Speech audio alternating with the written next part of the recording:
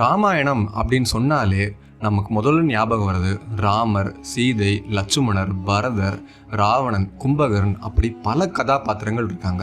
இந்த கதாபாத்திரம் எதையுமே நம்ம சாதாரணமாக அப்படி கடந்து போக முடியாது. அப்படி சாதாரணமாக நம்ம கடந்து போக முடியாத 2 கதாபாத்திரங்கள் இருக்குது. அவங்க யார் அப்படின்னா வாலி, சுக்ரீவன். இந்த 2 பேருமே வானர குலத்தை சேர்ந்த ஒரு அரசர்கள். இந்த 2 பேரும் அவ்வளோ சிறப்பு வாய்ந்தவங்களா அப்படின்னு சொல்லி கேட்டோம் அப்படின்னா ஆமாம். ஏன்னா வாலி ஒரு சிறந்த வீரன் அப்படின்னு சொல்லி ராமரே ஒரு முறை சுக்ரீவன்ட்டு சொல்லியிருக்காரு. ராமர் மட்டும்தான் சொன்னாரா அப்படின்னு சொல்லி பார்த்தோம் அப்படின்னா கிடையாது. ஒரு சமயம் வாலியோட புகழ் அப்படிங்கிறது திக்கெங்கும் பரவ ஆரம்பிச்சது. வாலியோட யார் சண்டை போட்டாலும் எதிரியோட பாதி பலம் வாலிக்கு வந்துடும். அதனால் வாலியை அசைக்கவே முடியாது, அவரை ஜெயிக்கவே முடியாது அப்படின்னு சொல்லி அவரோட புகழ் அப்படிங்கிறது எல்லா இடத்துலையும் பரவிட்டு இருந்துச்சு. இந்த சத்தம் ராவணனோட காதலையும் எட்டுச்சு. அப்போ ராவணன் யோசிக்கிறார், ஒரு சாதாரண வானர வீரனுக்கு இவ்வளோ பலமா? எப்படி அந்த வாலிக்கு இவ்வளோ பலம் இருக்குது? அவரோட சண்டை போட்டு அவருக்கு அவ்வளோ பலம்லாம் இல்லை அப்படின்னு சொல்லி நிரூபித்து நான் வெற்றியை சூட போகிறேன் அப்படின்னு சொல்லி அவர் வாலிக்கிட்ட சண்டைக்கும் போனார். வாலியும் ராவணனும் மல்யுத்தம் பண்ணாங்க. வாலி ராவணனை எதிர்க்கவும் செஞ்சார். வாலியோட வீரத்தை பார்த்த ராவணன் தன்னோட தோல்வியை ஒத்துக்கிட்டு வாலி சிறந்த வீரன் அப்படின்னு சொல்லி அவரே ஒத்துக்கிட்டாரு. தோல்வியே பார்க்காத ராவணனே வாலி ஒரு வீரன் அப்படின்னு சொல்லி அவர் பறைசாட்டவும் செஞ்சார். இந்த மாதிரி வாலி அவ்வளோ சிறந்தவனாக இருந்தார். வாலி எப்படி சிறந்தவராக இருக்காரோ அதே மாதிரி சுக்ரீவனும் அவர் புகழில் குறைவடையாமல் அவரும் சிறந்தவராக தான் இருந்தார். ஆனால் 2 பேருமே ஒரு சகோதரர்கள். 2 பேரும் சகோதரர்களாக இருந்தாலுமே அவங்களோட குணாதிசயங்கள் அப்படிங்கிறது வெவ்வேறாக இருந்துச்சு. ஏன் அப்படி 2 பேரும் சகோதரராக இருந்தாலும் அவங்க குணாதிசயங்கள் வெவ்வேறாக இருந்துச்சு? இவங்க ஒரு சாதாரண பிறவிகளா? ஒரு சாதாரண வானரனுக்கு இவ்வளோ சிறப்பும் இவ்வளோ சக்திகளும் இவ்வளோ புகழ்களும் இருந்துச்சா அப்படின்னு சொல்லி நமக்கு ஒரு கேள்வி வரலாம். இவங்க 2 பேரும் எப்படி பிறந்தாங்க? இவங்க யாரோட அம்சத்தில் பிறந்தாங்க? இவங்களோட பிறவின் காரணம் என்ன அப்படின்னு நமக்கு நிறைய கேள்விகள் வரலாம். அதுக்கெல்லாம் பதில் தெரியணும் அப்படின்னா இந்த வீடியோவை ஸ்கிப் பண்ணாமல் முழுசாக பாருங்கள்.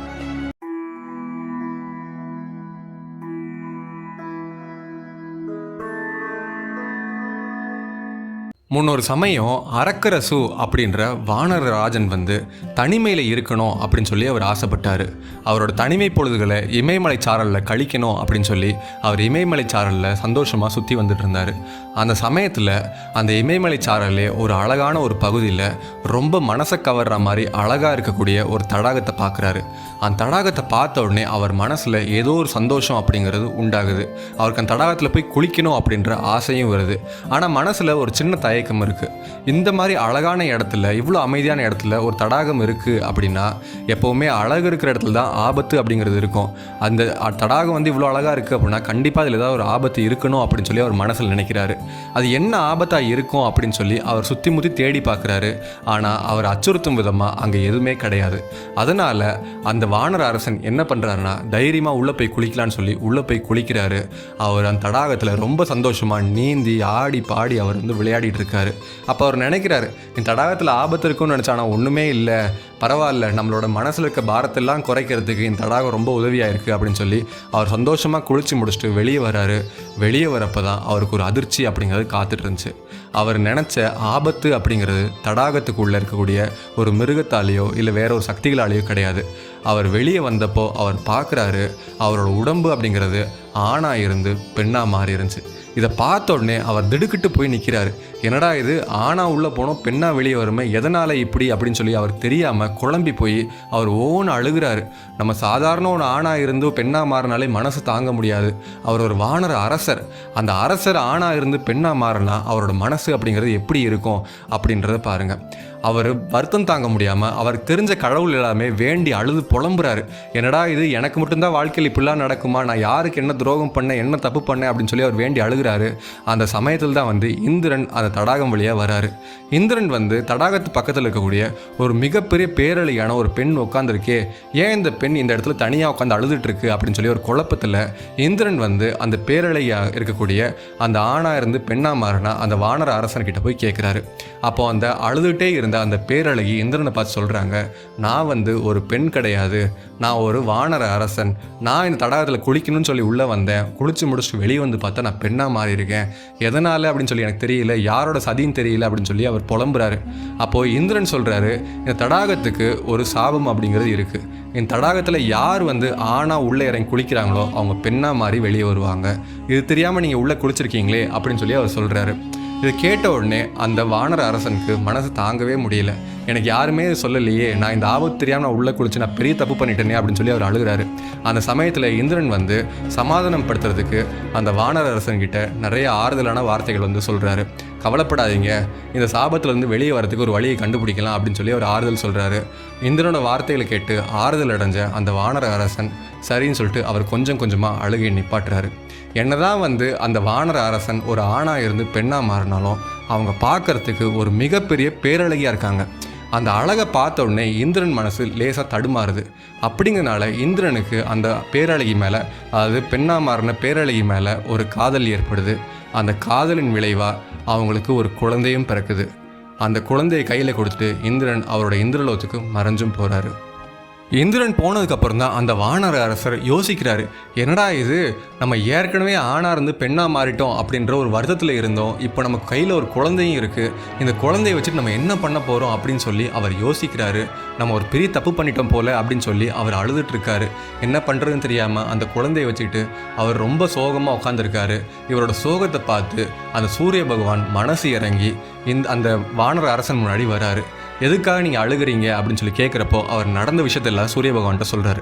அப்போ சூரிய பகவான் சொல்கிறாரு, ஒன்றும் கவலைப்படாதீங்க, நடக்கிறது எல்லாமே ஒரு காரணத்துக்காக தான் நடக்கும். நீங்கள் இவ்வளோ பெரிய வானர அரசராக இருக்கீங்க, உங்களுக்கு இப்படி ஒரு கஷ்டகாலம் வந்திருக்கு அப்படின்னா அது சாதாரணமாக வந்திருக்காது. இது பின்னாடி ஒரு மிகப்பெரிய காரணம் இருக்குது, அந்த காரணத்தை நீங்கள் தெரிஞ்சுக்கோங்க அப்படின்னு சொல்லி சொல்கிறாரு. அப்போ வந்து சூரிய பகவான் சொல்கிறாரு, நான் அந்த காரணத்தை என்ன சொல்லணும் அப்படின்றது நீங்கள் தெரிஞ்சுக்கணும் அப்படின்னா அதுக்கு முன்னாடி ஒரு நிபந்தனை அப்படின்றது ஒன்று இருக்குது. நீங்கள் இந்திரன் கூட சேர்ந்து ஒரு குழந்தை பெற்றெடுத்த மாதிரி என்னோட அம்சத்தில் ஒரு குழந்தை பெற்றெடுக்கணும் அப்படின்னு சொல்லி சூரிய பகவான் சொல்கிறாரு. அந்த வானர அரசனை, அதாவது பெண்ணா மாறின அந்த வானர அரசரும் ஒத்துக்கிறாரு. அவங்களுக்கு இரண்டாவதாக ஒரு குழந்தை பிறக்குது.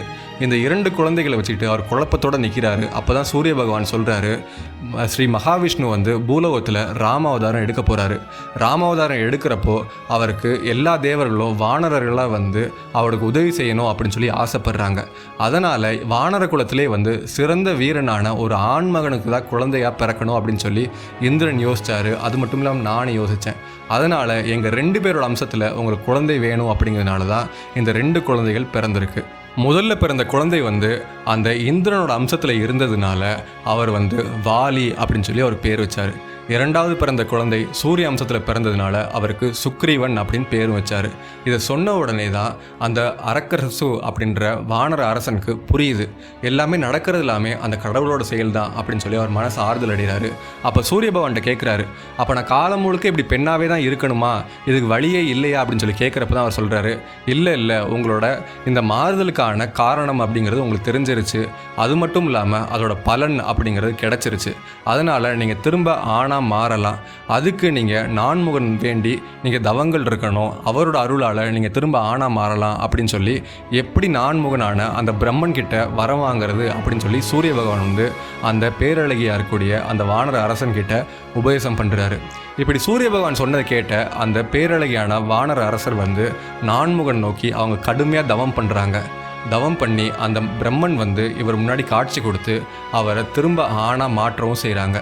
ஆணாக மாறினதுக்கப்புறம் அவர் திரும்ப வானர குலம் இருக்கக்கூடிய அவரோட ராஜ்யத்துக்கு போகிறாரு. போய் அந்த 2 பேரையும் சிறந்த ஒரு வீரர்களாக அவர் வழக்கவும் செய்கிறாரு. பிற்காலத்தில் அவங்க தான் வாலி சுக்ரீவனாக வந்தாங்க. ராமாயணத்தில் ஒரு மிகப்பெரிய இடத்தை பிடிச்சிருக்கக்கூடிய 2 கதாபாத்திரங்கள் இவங்க தான். இப்படி இந்திரனோட அம்சத்துலேயும் சூரியன் அம்சத்துலேயும் பிறந்த இவங்க 2 பேரும் தலை சிறந்தவங்களாக இருந்தாங்க. குணத்துலேயும் சரி, வீரத்துலேயும் சரி, எதுலையுமே சளைச்சவங்களா இல்லை. இவங்களோட புகழ் அப்படிங்கிறது பாரெங்கும் பரவிட்டு இருந்துச்சு. இன்றைக்கும் ராமாயணத்தை படிக்கிறோம் அப்படின்னா வாலியும் சுக்ரீவனும் தாண்டி நம்மளால் ராமாயணத்தை கொண்டு போகவே முடியாது. நம்ம வாழ்க்கையில் பல பேர் பல விதமாக புலம்பிருப்போம். என்னடா இது, வாழ்க்கையில் எனக்கு மட்டும்தான் இந்த மாதிரி கஷ்டங்கள்லாம் நடக்குதா, யாருக்குமே இந்த மாதிரி கஷ்டம்லாம் வந்துடக்கூடாது அப்படின்னு சொல்லி நம்ம நினச்சிருப்போம். அதே மாதிரி தான் வானர வீரனான, அதாவது வானர ராஜனான இந்த அரக்கரசுவும் புலம்பிருந்திருப்பார். ஒரு மிகப்பெரிய ஆண் அரசராக இருந்து அவர் எதிர்பாராத ஒரு சூழல்னால அவர் பெண்ணாக மாறவும் செய்கிறாரு. இப்படி ஆணாக இருந்து பெண்ணாக மாறினா அவரால் ஏற்றுக்கவே முடியல. அப்படிங்கிறப்போ கடைசியில் தான் அவருக்கு தெரிய வருது, இதுக்கு எல்லாத்துக்குமே ஒரு காரணம் இருக்குது, ஒரு காரணத்தினால தான் நமக்கு ஒரு கஷ்டம் அப்படிங்கிறது வருது. அந்த காரணத்தை நம்ம தெரிஞ்சு அதை புரிஞ்சுக்கிட்டோம் அப்படின்னா அதிலிருந்து வெளிவரக்கூடிய ஒரு அழகான ஒரு முடிவுகளை நினச்சி நம்ம சந்தோஷம்தான் படுவோம். அதே மாதிரி தான் இந்த வானர அரசன் பெண்ணாக மாறினாலும் இவருக்கு பிறந்த 2 குழந்தைகள் அந்த மகாவிஷ்ணுவான ஸ்ரீராமருக்கு உதவி பண்ணுறதுக்காக ராமாயணத்தில் ஒரு அசைக்க முடியாத இடத்தை பிடிச்சிருந்தாங்க. ராமாயணத்தில் எவ்வளோதான் கதாபாத்திரங்கள் இருந்தாலும் இந்த வாலியும் சுக்ரீவனும் அவங்களுக்கு தனி சிறப்பும் தனி இடமும் இருக்குது. இந்த வாலியும் சுக்ரீவனும் பிறந்த கதையை பற்றி நீங்கள் என்ன நினைக்கிறீங்க அப்படிங்கிற கருத்துக்களை கமெண்ட்டில் சொல்லுங்கள். இந்த வீடியோ உங்களுக்கு பிடிச்சிருந்துச்சுன்னா ஒரு லைக்கை போடுங்க. இந்த வீடியோ ரொம்ப நல்லா இருக்குது அப்படின்னு நினச்சிங்க அப்படின்னா உங்கள் ஃப்ரெண்ட்ஸ் அண்ட் ஃபேமிலிக்கு ஷேர் பண்ணுங்கள். இந்த வீடியோ பார்த்துட்டு இருக்க நீங்கள் இன்னும் நம்ம ஏல் சேனலை சப்ஸ்கிரைப் பண்ணல அப்படின்னா உடனே சப்ஸ்கிரைப் பண்ணுங்கள். அப்போ தான் நாங்கள் போடுற புராண கதைகள் எல்லாமே உங்களுக்கு அடிக்கடி நோட்டிஃபிகேஷன்ஸாக வரும்.